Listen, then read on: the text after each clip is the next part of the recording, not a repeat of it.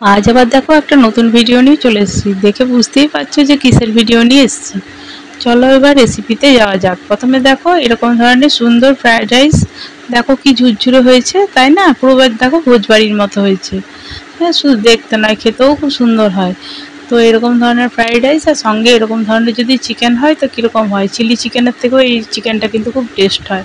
চলো এবার রেসিপিতে যাওয়া যাক। কীভাবে বানাচ্ছি সবটাই চলো দেখাবো, প্রথম থেকে শেষ অবধি দেখো।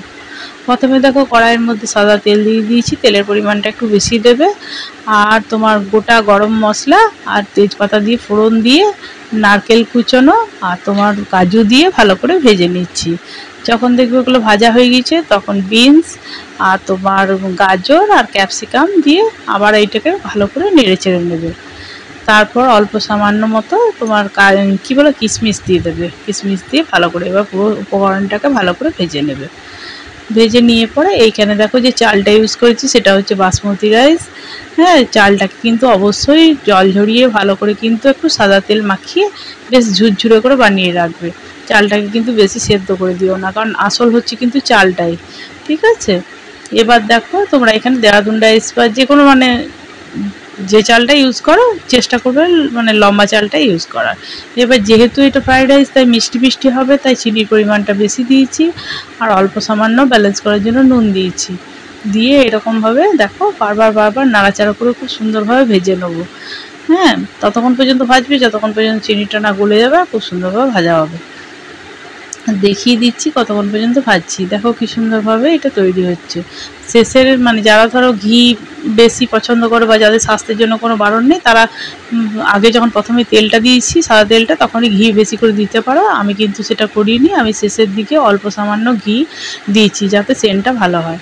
আমার ফ্রাইড রাইসটা রেডি হয়ে গেছে। এবার চলো চিকেনটাতে দেখো 2 চামচ দিয়েছি চিকেন কিমার মধ্যে, 2 চামচ সব 2 চামচ করে পেঁয়াজ বাটা, তোমার বেসন, আর এইখানে দিয়েছি বড় হাতার তোমার ওই কী বলো কর্নফ্লাওয়ার 1 হাতা আর হাফ হাতা। ঠিক আছে, আর দিয়েছি তোমার খাবার সোডা, আর দিলাম তোমার মিট মশলা, আর দিলাম তোমার লাল লঙ্কার গুঁড়ো দিয়ে ভালো করে দেখো মিক্স করে নিচ্ছি। হ্যাঁ, আর অল্প কুচনো পেঁয়াজ চৌকো চৌকো করে, যেমন ঠিক চিলি চিকেনের পেঁয়াজটা হয় সেরকমভাবে দিয়ে এটাকে ভালো করে মিক্স করে নিচ্ছি।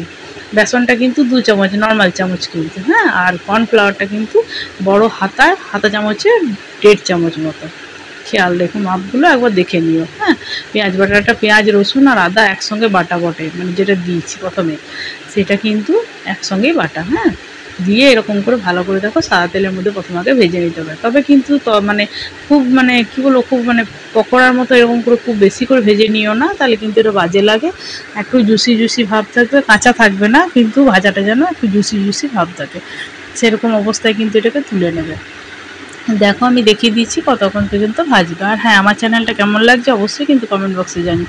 যদি সত্যিই তোমাদের ভিডিওটা আমার পছন্দ হচ্ছে তাহলে একটু বন্ধু বান্ধবদের সঙ্গে শেয়ার করো। যারা এখনও সাবস্ক্রাইব করনি চ্যানেলটাকে শর্ট করে সাবস্ক্রাইব করে নিও। আর কেমন লাগছে অবশ্যই কমেন্ট বক্সে জানিও। এবার দেখো এখানে সস নিয়েছি, সসটা কিন্তু একটু বেশি নেবে, 3 থেকে 4 চামচ মতো সস নেবে, অল্প সামান্য মতো লঙ্কা, হ্যাঁ লঙ্কার গুঁড়ো, ঝাল লঙ্কার গুঁড়ো, হ্যাঁ নুন, আর দিয়েছি গুড় বা চিনি যে কোনো জিনিস দিতে পারো। দেখো চিকেনটা পুরোটা ভাজা হয়ে গিয়েছে। এবার এখানে 1 প্যাকেট 5 টাকা, না 6 টাকা না 5 টাকা কত ওই ম্যাগি মশলাটা, ঠিক আছে, ওইটা দিয়ে দিয়েছি, পুরোটাই কিন্তু লাগবে। এবার দেখো পেঁয়াজটাকে ওই তেলটাতেই কিন্তু পেঁয়াজটা, আর কিন্তু আমি তেল দিইনি, দেখে নিও যদি অল্প সামান্য তেল থাকে তাহলে কিন্তু হয়ে যাবে, খুব বেশি কিন্তু এখানে তেলের প্রয়োজন হবে না। এবার পেঁয়াজটাকে একটু যখন ভাজা হবে তখন ক্যাপসিকামটা দিয়ে দেবে। ক্যাপসিকাম দিয়ে নাড়াচাড়া করে নেবে। এরকম করে কিছুক্ষণ নাড়াচাড়া করতে করতে তাকে চলো মশলাটাকে ভালো করে মিক্স করে নিই। এই যে দেখো এরকমভাবে মিক্স করে নেবে। এবার চলো দেখো পেঁয়াজটা তাকে হয়ে এসে, এবার চলো সসটা আমি এখানে দিয়ে দেবো। সসটা দিয়ে অল্প সামান্য জল দিয়ে ভালো করে নেড়ে চেড়ে নেবো। এই যে দেখো নেড়ে চেড়ে নেবো। ঠিক একটু যখন কষানো হয়ে যাবে, বেশ তেল ছেড়ে আসবে, তখন আমি চিকেনটাকে এর মধ্যে দেবো। এই যে দেখো আর অল্প সামান্য কষিয়ে নিয়ে বেশ যখন দেখো কালারটা পাল্টে এসে তখন কিন্তু এর মধ্যে চিকেনটাকে দিয়ে একটু কষিয়ে নেবো। খুব সুন্দর, খুবই টেস্টি হয় রান্নাটা দেখো। আর ফ্রাইড রাইসের সঙ্গে যা সুন্দর যায় না, শুধু ফ্রাইড রাইস নয়, তোমরা এর সঙ্গে তোমরা পরোটা বা ধরো কী বলো পিঠাই পরোটা বা নানা রকম দিয়ে খেতে পারো, কোনো অসুবিধা নেই, দারুণ সুন্দর খেতে। অবশ্যই বাড়িতে দেখো এরকম নতুন ধরনের চিকেনটা কিন্তু ট্রাই করতে পারো।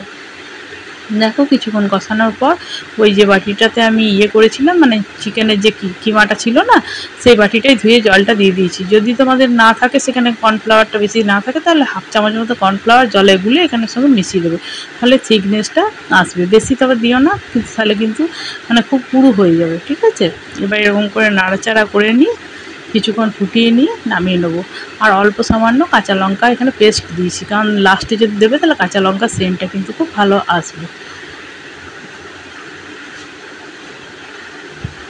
এবার চলো দেখো, তোমাদেরকে সার্ভ করে দেখিয়ে দিচ্ছি কেমন লাগছে, কাছে থেকে দেখিয়ে দিচ্ছি। দেখো পুরো একবার রেস্টুরেন্টের মতোই হয়েছে, তাই না? আর এরকমভাবে অবশ্যই বাড়িতে ট্রাই করে দেখো, খুবই সুন্দর খাবারগুলো, খুব ঝঞ্ঝাটও না, কিচ্ছু না। কেমন লাগছে জানাবে। যারা সাবস্ক্রাইব করোনি, চ্যানেলটিকে ঝট করে সাবস্ক্রাইব করে নিও।